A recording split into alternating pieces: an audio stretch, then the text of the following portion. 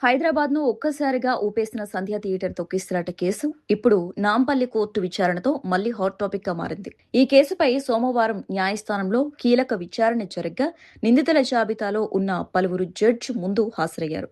అయితే అందరూ ఎంతగానో ఎదురుచూస్తున్న స్టార్ హీరో అల్లు అర్జున్ మాత్రం కొన్ని పర్సనల్ రీజన్స్ వల్ల కోర్టుకు రాలేకపోయారు. ఈ విషయాన్ని బన్నీ తరపు డిఫెన్స్ లాయర్ న్యాయస్థానానికి వివరిస్తూ ఆయన గైర్హాజరుకు గల కారణాలను జడ్జికు సమర్పించారు. నిజానికి విచారణకు ఐకాన్ స్టార్ అల్లు అర్జున్ వ్యక్తిగతంగా హాజరు కావాలంటూ గతంలోనే సమాన్లు జారీ అయ్యాయి. దీంతో ఇరు వర్గాల అప్డేట్స్ ను పరిశీలించిన నాంపల్లి కోర్టు ఈ కేసు తదుపరి విచారణను జూలై 6వ తేదీకి వాయిదా వేస్తూ కీలక ఆదేశాలు ఇచ్చింది.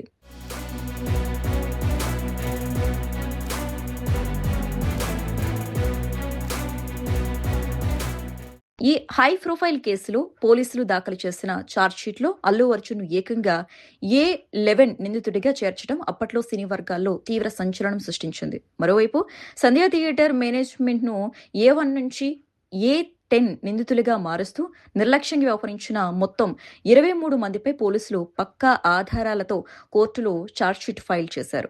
వీరిలో ఇప్పటికే 19 మందికి కోర్టు నుంచి అఫీషియల్ సమన్లు వెళ్లాయి. ఈ కేసులో ఉన్న నిందితులందరి వ్యక్తిగత హాజరు ప్రక్రియ ఒక కొలిక్కి వచ్చిన తర్వాతే ఈ ఘటనపై పూర్తిస్థాయి విచారణను వేగవంతం చేసేందుకు నాంపల్లి కోర్టు రంగం సిద్ధం చేస్తోంది.